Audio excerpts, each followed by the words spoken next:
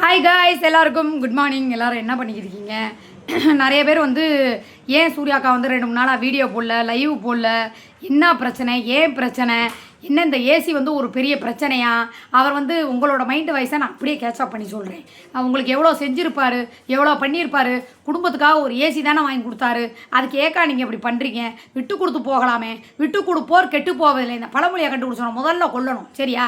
அப்படி இருக்கும்போது குடும்பத்துக்காக ஏசி வாங்கி கொடுக்குறதோ, குடும்பத்துக்காக அதை பண்ணுறதோ இதை பண்ணுறதோ, அந்த அளவுக்கு வந்து நான் கொடூரக்காரியோ கொடுமைக்காரியோ இல்லை வஞ்சகம் பிடிச்சோட நான் கிடையாது.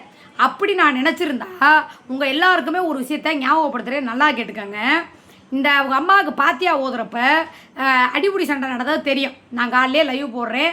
என் தங்கச்சிங்க சொல்கிறாங்க, அக்கா வேணாக்கா, நீ கற்றுன்னு கூட கட்டி கூட உருளு, ஆனால் வீட்டை விட்டு மட்டும் போயிடாதக்கா, நீ இருக்கிற காண்டே எங்களுக்கு நல்லா தெரியுது. கண்டிப்பாக சொல்கிறேன், ஒன்று அடித்து அவங்க மூஞ்சி முறையை உடைப்பாங்க, இல்லை நீ உடைப்பீங்க, போலீஸ் ஸ்டேஷன் போவீங்க. இதில் என்ன வேணாலும் நடக்கலாம், உயிர் பலி கூட ஆகலான்னு நிறைய பேர் என்னை சமாதானப்படுத்துகிறாங்க. நிறைய பேர் ஃபோனில் வந்து பேசுனாங்க. மெர்சிமா கூட அப்போ பேசுனாங்க, வேணாம் சூர்யா ரொம்ப தப்பு பண்ணுற, அவர் வீட்டுக்கு வர ஊட்டி கூட உன் சண்டையை வச்சுக்க அப்படின்னு ரேவதி அக்கா பேசிச்சு, மஞ்சு பேசுனா, மெர்சிமா பேசிச்சு. இது தப்பு. ஏன்னா நம்ம இடத்துல வந்து 1000 பேசலாம், 1000 பண்ணலாம். ஆனால் வந்து அடுத்த இடத்துல போய் சண்டை. ஒரு நிமிஷம் இருக்கலாம், தண்ணி வண்டி வந்து சரியா தண்ணி பிடிக்கிறதுக்காக வச்சுருக்கேன், அதனால் தண்ணி வண்டியாக்குன்னு பார்த்தேன். அப்போ நிறைய பேர் அட்வைஸ் பண்ணாங்க, எதுவாக இருந்தாலும் நம்ம ஸ்பாட்டில் இருந்து 1000 பேசுகிறது வேறு. ஆனால் நம்ம வந்து அடுத்த இடத்துல போய் பிரச்சனை பண்ணும்போது கண்டிப்பாக அது பிரச்சனை ஆகும், கேஸ் ஆகும் சூர்யா. ரெண்டாவது பொறுமை ரொம்ப முக்கியம். ஏன்னா மெர்சிமா சொன்ன ஒரு சில விஷயங்கள்லாம் எனக்கு இன்னும் மனசுக்குள்ளே இருக்குது. அவங்க சொன்ன மாதிரி என்னோடய வாழ்க்கையில் எதை நான் மாற்றணும், எது எனக்கு நிச்சயம், எது நிரந்தரங்கிறத புரிய வச்சாங்க. அப்போ அவங்க சொல்லும்போது நான் கோவப்பட்டேன், என்னடா இந்த மாதிரிலாம் போய் சொல்லிக்கிட்டு இருக்குது, நான் என்றைக்குமே யார் பேசையும் கேட்க மாட்டேனே அப்படின்னு. இப்போ எதுக்கு சொன்னாங்க, ஏன் சொன்னாங்க, சரி அவங்க சொன்ன மாதிரி கொஞ்சம் மாறி தான் பார்ப்போமே, நான் காசா பணமா அப்படின்னு சொல்லிட்டு அப்படியே கொஞ்சமாக அவங்களுக்கே தெரியும். அவங்க சொல்லலைனாலுமே பரவாயில்ல, எங்கிட்ட சூர்யா அதுக்குன்னு ஒரு தொழிலை வச்சுருக்கு. இந்த நாளைக்கு வந்து இந்த யூடியூப்பே போனாலும் இந்த மசாலா வச்சு ஏதோ மாதம் 10-20 ரூபா வந்தால் கூட அந்த பிள்ளைகளை காப்பாற்றி பொழைச்சிக்கும் அப்படிங்கிற மைண்டு மனசுக்குள்ளே இருக்கும் அவங்களுக்கு. அதை உங்கள்கிட்டலாம் காட்ட மாட்டாங்க. சரி விட்டுருவோம். அடுத்து நான் என்ன சொல்ல வரேன் அப்படின்னா, அந்த சண்டையில் நான் கும்பிட்றேன் என் திருச்செந்தூர் முருகன் மேலானையா நான் மட்டும்தான் குடிச்சிருந்தேன். கண்ணு மூணு தெரியாமல் குடிச்சிருந்தேன். இங்கேருந்து ஆட்டோவில் போனது, நான் குடித்தது எல்லாமே உங்களுக்கு தெரியும். அது ரெக்கார்டு பூர்வமாக அதிகாரப்பூர்வமாகவே இருக்குது. அங்கே அவங்க எல்லாருமே இருக்காங்க. இவன் எவ்வளோ பெரிய ஒரு பச்சந்தி, இவன் எவ்வளோ பெரிய ஒரு சுயநலவாதி, இவன் எவ்வளோ பெரிய ஒரு கேடுகட்ட கேப்பு மாதிரி பையங்கிறத உங்களுக்கு நான் ஒன்றா நான் சொல்லணும். இவன் நல்லவே நீங்கள் நினைக்கிறீங்க. திரைக்கு முன்னாடி பேசக்கூடிய முகங்கள் நல்லவங்களா அப்படின்னு நீங்கள் ஜட்ஜ்மெண்ட் பண்ணக்கூடாது. யாராக இருந்தாலும் கூட பழகி பாருங்கள். என் கூட பழகின மெர்சிமாவா எனக்கு என்ன திங்கிற சூத்திரம் மண்ணவாரி போட்டாங்களா, எனக்கு நல்லது கிட்டது செய்யலையா, இல்லை வந்து நான் நிறைய டைம் பேசும்போது கூட சூர்யா நான் உன்னை பற்றி எதுவும் பேசலை, தேவையில்லாமல் கமெண்டில் வந்து பேசுவாங்க, நீங்கள் எந்த பிரச்சனையும் பண்ணிடாதீங்க, இந்த தென்காசி மேட்டரில் கூட நான் தான் சப்போர்ட் பண்ணுறேன்னு சொல்லியிருக்காங்க, நீங்கள் எதுவும் அதை பற்றி பேசுனீங்களாங்க மெர்சிமா, நான் உங்கள் பேரே எடுக்கலை, உங்களை பற்றியும் பேசுகிறாலும் இப்படி தான் நாங்கள் ஏதாவது பேசினா கூட இவங்க ஏற்றி விட்டா கூட ஃபோன் பண்ணுவாங்க, இல்லை மெர்சிமா நான் எதுவும் பேசலேன், நானும் வந்து சூர்யா நீங்கள் எதாவது பேசுனீங்களான்னோட இல்லை மெர்சிமா இப்படி தான் நாங்கள் பேசி அந்த பிரச்சனையை அப்படியே முடிச்சுக்கிட்டே போனது தான். தேவையில்லாமல் ஒருத்தையை வந்து மன்னிச்சு விட போய் அவளுக்காக நான் பேச போய் இன்றைக்கி வந்து நொங்கு தின்னவன் ஓடி போயிட்டா, நோண்டி தின்னவன் மாட்டிக்கிட்டாங்கிற மாதிரி அவளை வந்து விட்டதுக்காக தான் நான் பேச போய் இன்றைக்கி எங்களுக்கு பிரச்சனை வந்து எவ்வளோ தூரம் ஆயிருக்குன்னு பார்த்துருப்பீங்க நீங்கள் எல்லாரும். அது ஒரு பக்கத்து அப்படியே இருக்கணும். இப்படி இருக்கிற பட்சத்தில் குடும்பத்தோடு என்ன பண்ணாங்க, இவன் ஆள் என்ன பண்ணா நல்லா கேட்டுக்கோங்க. கூத்தியான்னு சொல்லி சொந்தக்காரமாக இருக்கட்டும், அண்ணே குடும்பத்தோடு வந்துருங்கண்ணே, ஏன் ஒன்னே 23 வருஷமாக குடும்பத்தோடு வளாமே நான் கூத்தியா கூடியா வளர்ந்தேன் நான் கேட்குறேன். இல்லை வந்து அப்படியே நொன்னே பொண்டாட்டி வந்து எவன் கூட வாழ்ந்தாச்சுன்னு உங்களுக்கு தெரியவே தெரியாது. இப்போ சுவை புச்சி வரைக்கும் நீங்கள் கேக் வெட்டினதெல்லாம் மறந்துட்டீங்களா? பிறந்தநாள் வாழ்த்துக்கள் சொன்னதை மறந்துட்டீங்களா? இல்லை அவள் பண்ண கள்ளக்காதலும் உங்களுக்கு தெரியவே தெரியாதா? இல்லை எதுவுமே தெரியாமல் தான் நீங்கள் சம்மந்தம் பண்ணிங்களா? வேணான்னு நினைக்கிறேன். தோன்றுனா அப்புறம் குப்பை பூரா வெளியே வரும். சரியா? அதனால் நான் என்ன சொல்கிறேன் அப்படின்னா, அந்த நொன்னே அன்னைக்கு கூத்தியாவுக்காக தானே போனேன், அதே நொன்னே தானே கூத்தியாவுக்காக இன்றைக்கி இருக்கிறேன். இப்போ வாங்கி கொடுக்குற பிரியாணி மட்டும் இனிக்குதா? இப்போ வாங்கி கொடுக்குற தீனி மட்டும் இனிக்குதா? இப்போ வாங்கி கொடுக்குற மிக்சி, வாஷிங் மிஷினு, என்னது ஏசி எல்லாம் இனிக்குது. அதே கூத்தியா கூட தானே இருக்கிறேன். ஒன்று புதுசாக ஒன்று கூத்தியா குடிக்கல. இவங்க மொத்த பேர் எப்படி தெரியுமாடா, காசு பிரியாணின்னா போதுண்டா நாக்க தொங்க போட்டுக்கிட்டு வந்து முதல்ல நிற்பாங்க. வெக்கம் மானம் சூடு சுரணை எதுவுமே கிடையாது. இதை ஏன் நான் சொல்ல வரேன் அப்படின்னா, இவன் வந்து என்ன பண்ணேன், அவங்க அம்மா ஒரு வருஷம் நான் உள்ளே கிடந்தோம். அந்த பக்கத்து வீட்டுக்காரங்க நான் பல வாட்டி சொல்லியிருக்கேன், நீ ஊருக்கே போய் தானம் பண்ணுற. அது இல்லைடா தானம், உன் தாய் ஒரு வருஷம், நான் சொல்கிறதுல தப்பு இருந்தால் நீங்கள் நியாயமாக பேசுங்க, உன் தாய் ஒரு வருஷமாக தான் பிள்ளைய பார்க்க முடியாமல், ஏன்னா ஒரு பிள்ளை கூட அக்கா தங்கச்சி பிறந்தா கூட வந்து பார்த்துருப்பாங்க, ஒரு பிள்ளைய பெற்றிருக்கும் உங்கள் அம்மா. நீ உங்கள் அம்மா வந்து பார்க்க முடியாமல் நீ தவிச்ச தவிப்பு, உங்கள் அம்மா உன்னையே பார்க்க முடியாமல் தவிச்ச தவிப்பு. எனக்குனால எங்கள் அம்மா வந்துச்சு, பார்த்துச்சு, காசு போட்டுச்சு, ஏதோ அப்பப்போ அம்மான்னு சொல்லிச்சு. இந்த ராஜா வந்து பார்த்தேன், ஏதோ இந்த ஒரு வருஷ காலத்தை நான் ஓட்டிவிட்டேன். நீ உடல் ரீதியாகவும் பாதிக்கப்பட்டு மனசு ரீதியாகவும் பாதிக்கப்பட்டு பிசிபிலையும் காசு யாரும் போடாமல் எதுவும் பண்ணாமல் ஒரு அனாத மாதிரி கிடந்தேன். அந்த ஜெயில் வாழ்க்கையை யோசிச்சு பார்த்தாலே அந்த நேரத்தில் நமக்கு உதவி செஞ்சவங்க மட்டும்தான் கடவுள் அப்படிங்கிற மாதிரி நமக்கு தோணும். நான் வெளியே வந்து கூட உள்ள எனக்காக சின்ன சின்ன உதவி செஞ்ச அந்த சின்ன சின்ன ஜாமான்லாம் இல்லாமல், ஏன்னா நான் வெறும் ஆளாக போனப்போ எனக்கு உதவி செஞ்சவங்களுக்கும் நான் மறைமுகமாக ஹெல்ப் பண்ணி வெளியவே எடுக்கிறதுக்கு நிறைய உதவி செஞ்சு நிறைய பேர் எடுத்தும் விட்ருக்கேன். இது யாருக்கும் தெரியாது, முதல் முறையாக நான் உங்ககிட்ட சொல்கிறேன். இப்போ கூட நிறைய பேர் வந்து எனக்கு உதவி வேணும் நான் சொல்லியிருக்கேன். நான் சொல்கிறேன், மனசார சொல்கிறேன். உள்ளுக்குள்ளே வந்து எவ்வளோ ஒரு கஷ்டம், எவ்வளோ ஒரு துன்பம், எவ்வளோ ஒரு வேதனை சொல்லி அந்த கஷ்டத்தில் இருந்து வந்தவ எனக்கு தெரியும். அப்படிங்கிறனால கண்ணுக்கு தெரியாமல் செய்யக்கூடிய உதவிகள் மட்டும்தான் கடவுளுக்கு தெரியும், அது புண்ணியமாக நமக்கு வந்து சேரும். இவன் ஒரு வருஷமாக கிடக்கிறப்ப அன்னைக்கு எங்கே போனான், அந்த போண்டாட்டிங்கிற பல பேர்கிட்ட போனவன் இருக்காளையா, அவன் எங்கே போனான், ஓ மைங்கெல்லாம் எங்கே போனாங்க, ஓ நொம்பந்தக்காரமாக இருக்கே. இப்போ அண்டா பிரியாணியை கொண்டு வச்சோன்னே அப்படியே சுற்றிலும் ரவுண்டு கட்டி உட்காந்து தட்டில் போட்டு அண்ணே அண்ணே பான்பா என்னது பண்ணல் தான் நல்லா இருக்குன்னு பிரியாணி வாங்கி தின்னுட்டு அண்டாவை கூட கொடுக்காம பிரியாணி கொடுத்தா அண்டாக்காரனே அண்டாவை போய் வாங்கிட்டு போயிருக்கான். அப்படி தின்ன அண்டாவை கூட திருப்பி கொடுக்குறது கூட மனசு வராது. ஏன்னா ஊரா சொத்தா கொள்ளை அடிக்கிறதுனா இவங்க குடும்பத்துக்கு கை வந்த கலை. நல்லா பாருங்களேன், அவள் வீட்டு வாசலுக்கு நேராக 3 வாளி இருக்கும். அந்த 3 வாளியுமே பிரியாணி வாங்கின வாளி. நம்மலாம் என்ன பண்ணுவோம், ஐயோ அடுத்த வீட்டு எனக்கெல்லாம் அடுத்த வீட்டு ஒரு கிண்டி டம்ளர் இருந்தால் கூட ஐயோ என்னடா அப்படி அடுத்த வீட்டு பொருள் இருக்குன்னு என் வீட்டுக்குள்ளே பாருங்கள் ஒரு பொருள் இருக்காது. அதே மாதிரி ஏன் பொருள் இருக்கா, நான் விடவே மாட்டேன். அந்த காருக்குள்ளே Milton water bottle blue colour நிறைய பேர் பார்த்துருக்கேன் போட்டிருந்தேன். அந்த பாட்டில் காணும், ஏன்னா மையம் 2 நாள் எங்கேயோ போகிற சொல்லி கார் எடுத்துகிட்டு போனவன் அந்த பாட்டில் காணும். இந்த மெரூன் கலரில் பார்த்தீங்கன்னா சிமெண்ட் கலரில் ஒரு பாட்டில், ஏன்னா 2 தான் எடுத்து வெளியே போட்டேன், மிச்சம் 3 பாட்டில் மேலே கிடக்கு. எனக்கு தெரியும் இந்த எச்சக்கலை எப்படி தெரியுமா, ஒன்று கொண்டுட்டு போனாரா திருப்பி கொண்டு கொடுக்குற பழக்கமே கிடையாது. எனக்கு எப்படி தெரியுமா, யாராவது பொருள் இருந்தால் மனசு கடந்து அடைச்சிக்கும். ஐயோ அவங்கள கஷ்டப்பட்டு ஒரு ஆசையாக ஒரு ஞாபகம் அவங்க தாத்தா விட்டா இருக்கலாம், இல்லை பாட்டி விட்டா இருக்கலாம், இல்லை முப்பாட்டைங்களோட பொருளாக கூட இருக்கலாம். தான் நான் ஒரு ஓட்டை ஏசிட்டி வச்சுருக்கேன், 17 வயசு ஆகுது, ஏன் வச்சுருக்கேன், ஏன் எனக்கு போய் சரவணா ஸ்டோரில் அப்படியே விதவிதமாக வாங்கி கப்பா அடுக்க தெரியாதா, அது திலீப்பா ஞாபகமா. அப்போ நான் திருப்பூரில் விறகடுப்பில் சோறாக்கி திங்கும் போது அதில் சோறு வடிச்ச ஞாபகமா வச்சுருக்கேன். அதில் வெங்காயம் போட்டு பூண்டு போட்டு உரிச்சா ஆகாதா. இந்த பாருங்கள், புது பொருள் காசு இருந்தால் எப்படி வேணாலும் வாங்கிக்கலாம். ஆனால் அந்த பழைய பொருளோட அதோட வயசும் அதோட வரலாறும் அதோட நினைவுகளும் நம்மளால் புது பொருளில் கொண்டு வர முடியாது. அப்படிங்கிறனால அப்படியே நான் கேட்குறேன், 3 வருஷமாக ஆயாளுக்கு சோறாக்கி போட்டு அதுக்கு எல்லாம் நல்லது கிடது. என் அப்பெல்லாம் உயிரோட தானே இருந்தா, நீ சொல்கிறியோ குடும்பத்தோடு வாழ்ந்தேனே. ஓ மையன் என்ன பண்ணேன், இதே ஊருக்குள்ளே தானே இருந்தேன். ஓ பொண்டாட்டிங்கிறவன் என்ன பண்ண இங்கே தானே இருந்தா, அவன் இங்கே இருந்தா. அவளை சரத்து கூட 4 வருஷம் கான்ட்ராக்டுக்கு அனுப்பி விட்டேன். அதுக்கு முன்னாடி 13 வருஷமாக ஆனது கூட கான்ட்ராக்ட் அனுப்பி விட்டுருந்தேன். இப்போ பார்த்தா இந்த அவனுக்கு வேர்த்து போகும், புச்சிக்கு வேர்த்து போகுதுன்னு சொல்லி இடையில டிஸ்டர்ப் ஆகுதுன்னு சொல்லி ஏசி வாங்கி போட்டிருக்க. கள்ள புருஷனுக்கு கழட்டி காட்டுறதுக்கு ஏசி வாங்கி போட்ட மாட்டேன். முதல் சரித்திர புருஷங்கிறவனே நீ தான். நீ புருஷனாக இருந்தால் அதை பண்ண மாட்டேன்னா, புருஷங்கிறவன் ஒரு பொண்டாட்டி தப்பு பண்ணால் என்னங்க பண்ணுவாங்க, ஐயோ இவ இப்படி பண்ணுறான்னு சொல்லி, ஏண்டி நீ வந்து வாங்குறது பூரா என்கிட்ட வாங்கிட்டு இந்த மாதிரி பண்ணிக்கிட்டு இருக்க, நாளைக்கு அவனுக்கு பொண்ணு எடுக்கணும், நாளைக்கு பெரியவன் இருக்கேன், ஒரு சுண்ணத்து பண்ணணும், 4 பேர் நல்லது கிட்டத்துக்கு வரணும் போகணும் வைக்கணும். நான் தான் போயிட்டேன், சரி 7 வருஷம் 8 வருஷமாக அப்படி ஆகி போச்சுன்னு சொல்லிட்டு போயிட்டேன்.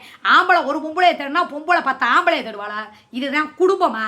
உக்காந்துக்கிட்டு சொல்கிறா இப்படியா, நான் என் புருஷங்கிட்ட தான் கேட்குறேன், எவன் முதல்ல உனக்கு புருஷன், நீ காட்டு பார்ப்போம், நான் காட்டுறேன் பாடாதான் என் புருஷன். இவன் புருஷன் அந்த இன்னும் அவன் என் கையை பார்க்கல, இந்த மோரத்தெல்லாம் கழட்டி போட்டு கருகமணி அதுவும் இல்லை, அது என்ன ஆச்சுன்னு அவனுக்கு தெரியும் எனக்கு தெரியும். அதெல்லாம் கழட்டி தூக்கி வீசிட்டு அந்த அவன் போட்ட மோதிரம் அதையும் கழட்டி வீசுகிறேன். இனிமேல் நான் சொல்கிறேன், அவன்கிட்ட நான் சொல்லி தான் சொல்லியிருக்கேன், வீடியோ என் பொழப்பு. ஏன்னா மாசானா ஏதோ 1000 கணக்கா அப்படின்னா கூட யாரும் உதவி செய்ய மாட்டாங்க. ஏன்னா இப்போ நான் மசாலா பிஸ்னஸ் பார்க்குறதுனால உதவி செய்யலாம் தான். எனக்காக நேற்று சகோதரர் வந்து உதவி செஞ்சுருக்காரு. என்னென்னா அதை முதல் போட்டு நீங்கள் வந்து மசாலா அரைச்சி பிஸ்னஸ் பண்ணி அதை பார்த்துக்கோங்க அப்படின்னு சொல்லி 2வது நாளைக்கு எலெக்ஷன் இது.